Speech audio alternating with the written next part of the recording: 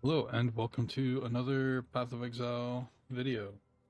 Um, so currently I am level 98 on Scion. I'm going to go over all my gear because I've done a lot of changes, just so that anybody who sees this understands what is actually going on. So this is a physical Reave, scaled with refraction to be pure elemental. Now I do have, the links are Trinity support, Awaken Melee Fizz. Once this is level 5, it applies Intimidate on hit. That's the bonus that you get from Melee Fizz. Intimidate typically would actually be coming from the gloves on the implicit, and because of this allows us to also use Admiral's Arrogance. Go into that later, but it's a good combination. Now this chest piece, I can actually switch to a Conquest Lamellar, the higher base. Basically, I just need to craft one. The mods that I'm looking for are literally just preferably T1 Spell Suppress and Chaos Res. If there's no life on it, I don't care. But my other links are, so my links are Trinity, Awaken Melee Fizz, Reave of Refraction, Elemental Damage with Attack, Snipe Blade support, and Multi-Strike support. So there are 2 other Woke Gems that you can get into this build and do even more damage than what I'm doing currently. Why is my Reave of Refraction not on Vol Reave? I don't like farming Lab. This is an SSF.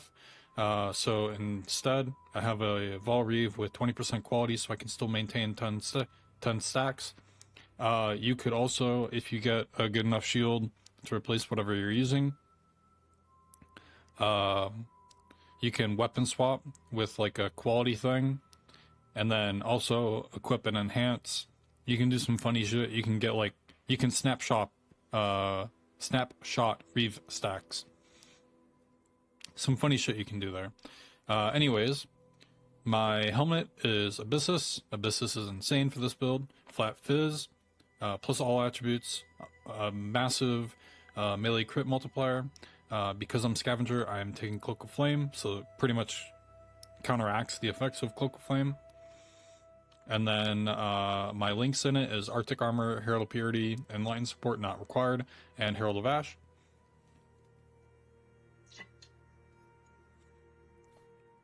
The reason why I'm just using Enlighten is so I can run a higher level precision.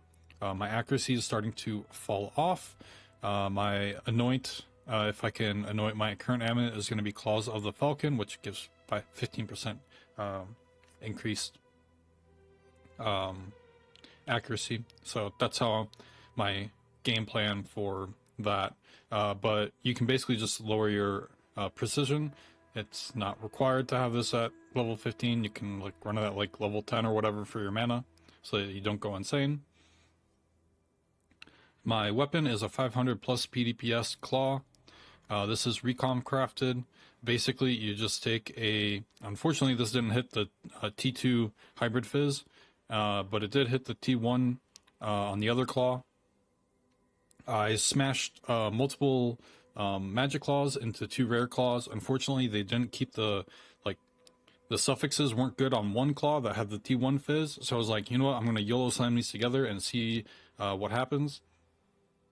Fortunately, I got a decent result, not the best result out of that, but I got the lower tier attack speed out of the 2 claws, and I got the higher tier crit, but I got the lowest tier of the hybrid fizz. Lose some, win some, whatever. Basically, my build is at 100% crit strike chance, like without doing anything. I can even drop my amulet, I'm fairly certain. I'm still at 100% crit. So crit literally doesn't do anything for me. So that's really, really nice. And then mark on hit, life tap, Assassin's Mark. My shield, I got a fractured increased block chance. This is not required. You can completely like get a different fracture.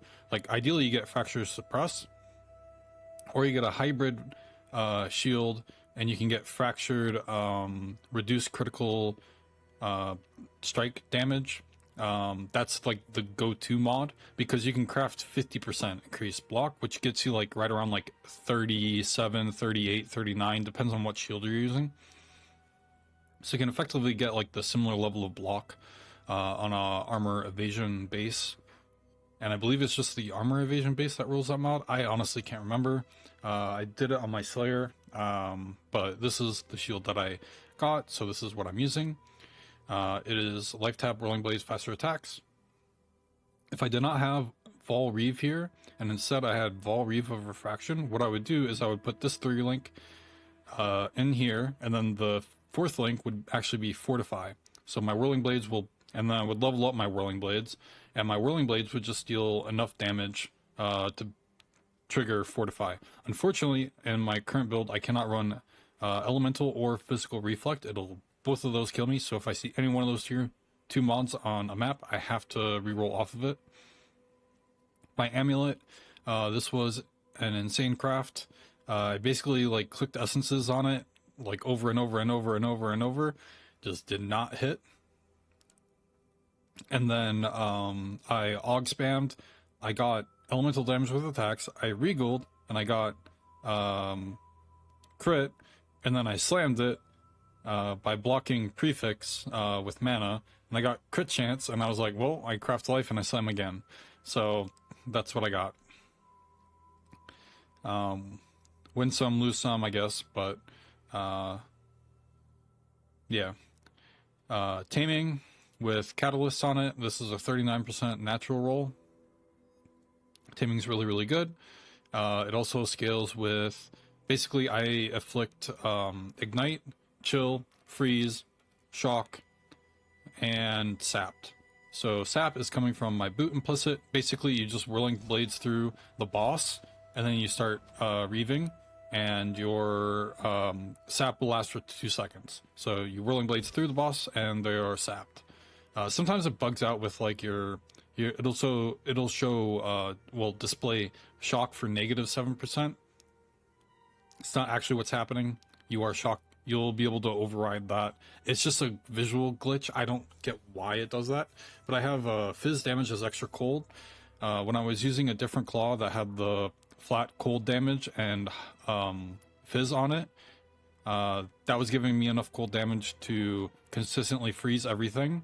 But now, due to Scion plus that mod, I have enough flat cold to consistently freeze everything in the game. So that's always nice. So even if I don't roll on refraction, like let's say I hit lightning or fire, it's still going to just freeze anything. I have enough.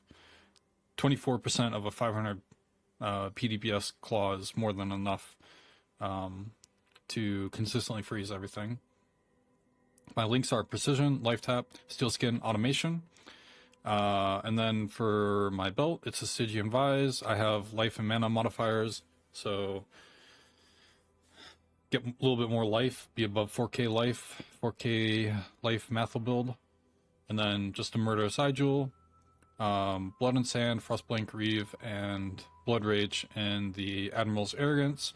This naturally dropped with a +3. I have not been able to get an additional Admiral's Arrogance. Once I start getting more of these, I will start double corrupting them and trying to get implicits on it. Notable implicits are Frenzy. I think there's also attack speed, crit chance. You can get some curses, but I don't want curses. And I think there's also % increased life. There might be some other like random modifiers that could be good too. I can't remember the full list. I think in my Slayer Trade League variant of Reave of Refraction that I did in towards the beginning of Settlers, I believe it was a attack speed crit chance, base crit, because Slayer struggles on capping crit due to multiple cluster jewels, and this build only uses 1 cluster jewel. And then my other ring is a steel ring with fizz and chaos damage catalyst. Ideally, I get another steel ring and recraft it and try to get higher flat elemental on the suffixes and higher wed as well. But this is more than enough for the current character. And then I have an onslaught flask. If I feel like I'm dying to chaos res because my other pair of gloves, my other setup before this, when I had like 2 different rings and regular pair of gloves with the intimidate on hit with the implicit, that I was at like 30% chaos res and it felt fine. If I need to, I will run onslaught on kill with boot, move speed, craft, drop the silver flask, run an amethyst flask, and then it's full res flasks, which is funny, but I mean, I literally do not need a tincture in this build. I would only use a tincture for bosses or like meme DPS kind of shit. Like that's really it.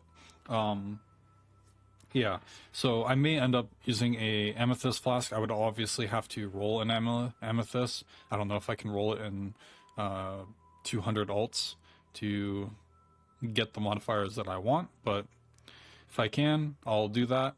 And then I have sapphires, and obviously I need to like quality these, but you can't convert whetstones anymore to baubles, so maybe I'll have to run some red altars in order to get enough baubles, because red altars, they have the baubles on them. But maybe I'll do that for my next path of progression with this character, just to get some higher uptime on the flasks, especially these flasks. The ones are, this is shock, this is burning, those are the other 2 ailments.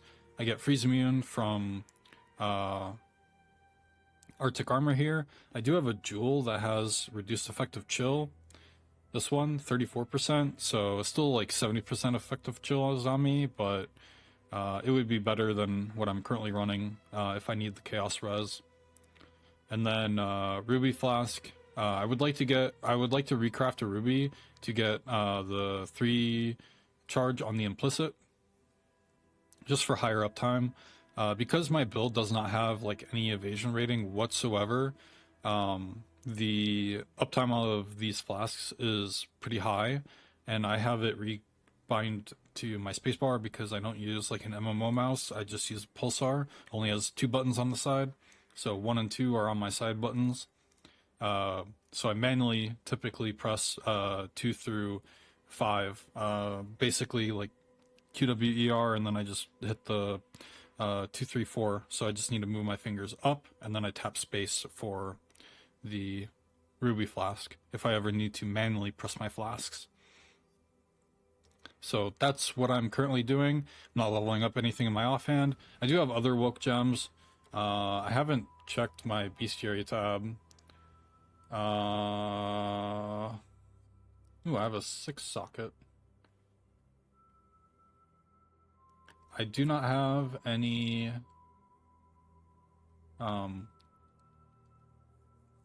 what is it? The flipping woke gems, but if I do ever get any of those, I'll use it on some of my other woke gems, try to get like woke wed. That would be pretty nice for reflect. For passive tree, crit multi-jewels, I dropped the 100% increased charge duration just so I could re-click hired killer for higher tier life. I have 2 more levels where I can get passive points. What I'll most likely do with them is pick up charge duration if I really feel like I need it. Now that my DPS is so high, like pretty much everything just dies instantly. So I don't think I'm going to need it, but if I do need it, I'll switch. And then after that, it's just going to go into life nodes, probably this 6% life here and this 5% life here. I dropped the nodes all the way down here. I'm also not running my light of meaning for lightning damage down here anymore. It turns out that the Light of Meaning is only like a 5% DPS upgrade. I had a lightning one. I have not been able to get a Global Fizz. Global Fizz is obviously the most ideal. And then I went up with this pathing because I rerolled this Lethal Pride like 4 times with all my Divine Orbs. I swear I've had like insane Divine Orb RNG. I've raw dropped 6 here. I've gotten a few from like a lot of other different events. I don't think like incubators and shit like that apply for Divine Orbs or like the like shipments or anything else like that. I've literally like divined gear like at this point like 15 to maybe 20 times in total. So yeah, I've just burned through divine like crazy. But this, I get 40% fire res over here, which is helping me out a ton right now with my current gear. If I get yoke, my res requirements go down dramatically. I ran all my fortress maps. I did not get the yoke at all. But I've got like 20-ish more mesas that I can start running. But yeah, this just gives you a boatload of strength. Strength gives you melee fizz damage, which we are using. And then it's got like percent strength here, percent strength here, increased fizz, increased melee. I have an avoid being stunned. If I get any more of these, I'm straight up going to use them. Getting stunned is always a huge negative, so any stun avoidance is helpful for the build. Some other tattoos that would be important would be like spell suppress, because I'm not spell suppress capped. I'm only sitting at 83% plus lucky, so sometimes I will take full spell damage. Granted, I typically have 100% uptime of my flasks, especially if I press them in like the odd scenarios that they're not up. Like doing betrayal or doing harvest, because I will always do betrayal and I will always do harvest. It doesn't matter if I don't have it on my atlas. I will always go in and double check. Harvest juice is always a requirement in SSF. But yeah, just like oh yeah, percent damage, double damage, percent increased life, life regen, which is kind of nice quality of life. Abyssus does make your Blood Rage deal more damage to you, and then Cloak of Flame kind of counteracts that. So yeah, this is not from hits. I believe they messed up big time on Cloak of Flame, but whatever. Just taken as fire is insane, combined with like Arctic armor and everything else. And then this is the big winner ticket here, which is why I stopped rolling my Timeless Jewel. Gain 1 rage on melee hit. It allows me to not even use the Veteran's Wrath, which is over here. This is 2 gold oils. Yeah, I would just rather not have to farm Blight for a long time. Getting 2 golden oils can take like in the group found league that I did like a couple of weeks ago on my level 99 trickster, it took me like, oh god, it was something like 25 to like 30 blight and blight ravage maps just to get 2 golden oils. I was so tilted. I'd rather not have to do that much blight. I will still do my blight maps. I'll probably save it up for when I'm level 99 and do it then. I'll do my blight and I'll do my fortress maps if I get any more fortress maps. But yeah, that's pretty much it. I mean, I guess yeah, I've got cluster jewels. These aren't like the best ones. The 5 strength is okay because 5 strength is 5% melee fizz, and melee fizz scales my build really, really well. This cluster jewel technically needs to get replaced, but I haven't gotten another crit cluster jewel. I could vendor some of my cluster jewels and try to get another one, but I have like 40% chance to get delirium mirrors, so I run delirium every single time. So eventually I will get it. But Feel the fight. The 20% increased damage while leeching. It does apply if you're leeching mana. So typically this is a good Slayer node, but it's okay for my build. It's not the best, but it's okay. And then Martial Prowess, which is a good node. Attack speed, attack damage, global accuracy. Yeah, it's just good stuff right there. If like Calamitous was here, I would honestly be fine with that.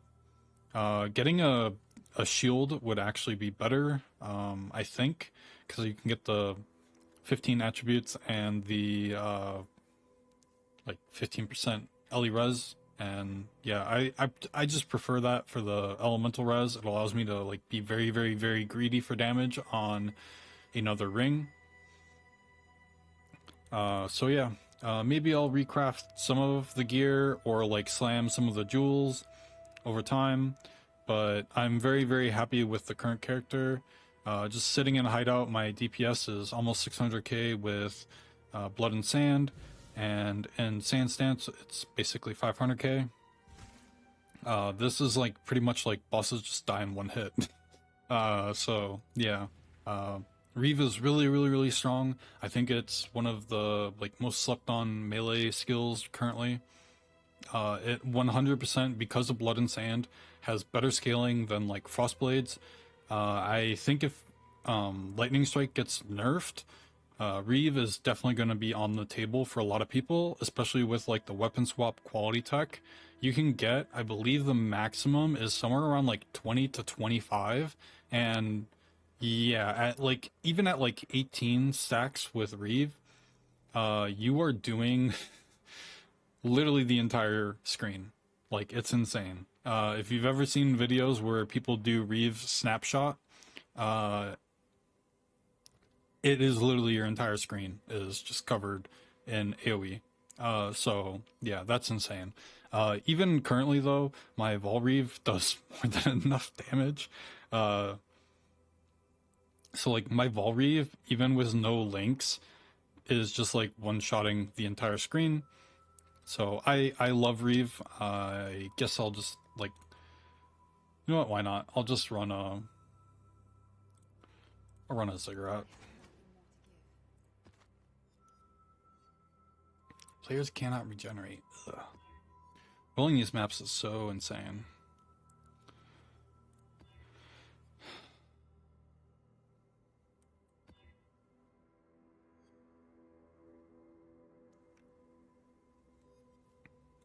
I'd rather not roll.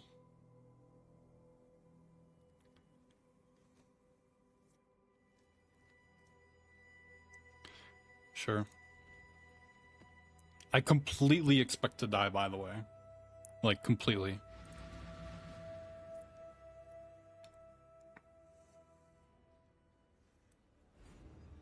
Sure, we'll do the delirium.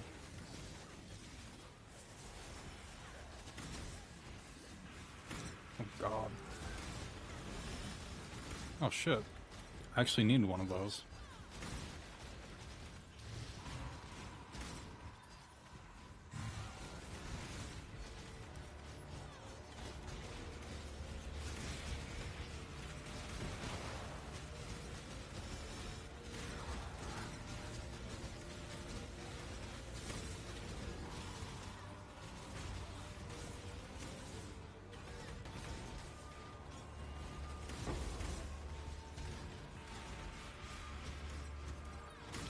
The mana cost is currently like really ridiculous.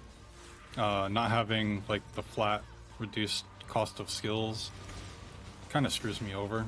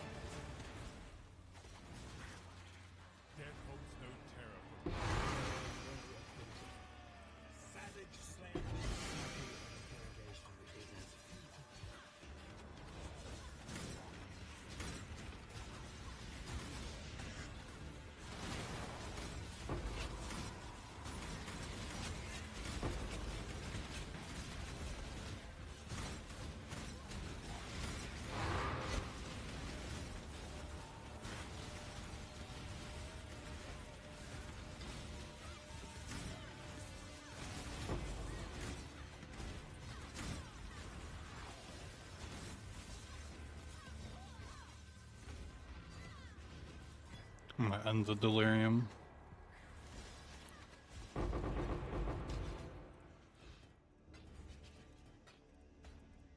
I completely expect to die to this fight.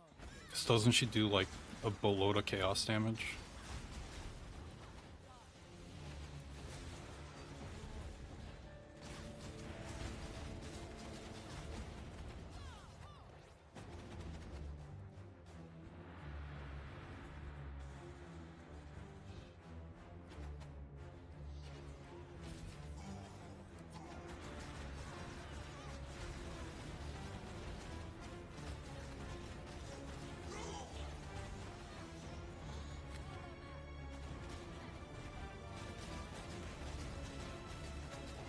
Oh shit.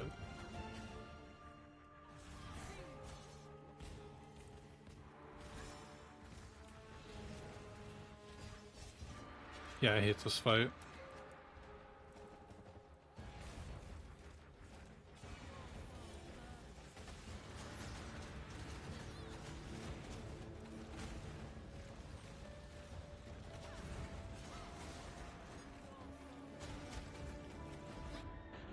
I thought those things are supposed to explode after a certain point in time. Or was that the explosion? I don't know.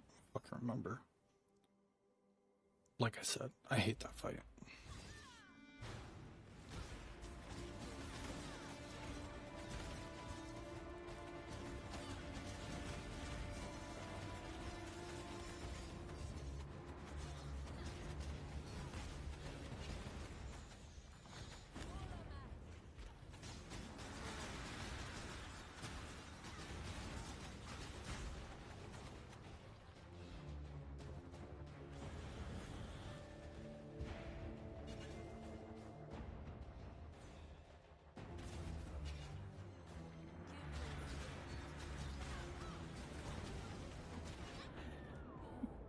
Pretty sure I got stunned there.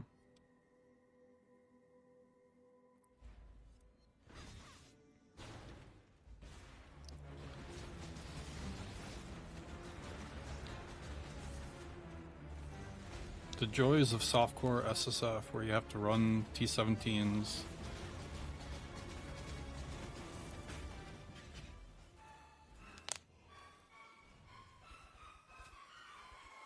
So yeah. It is doable. SSF viable.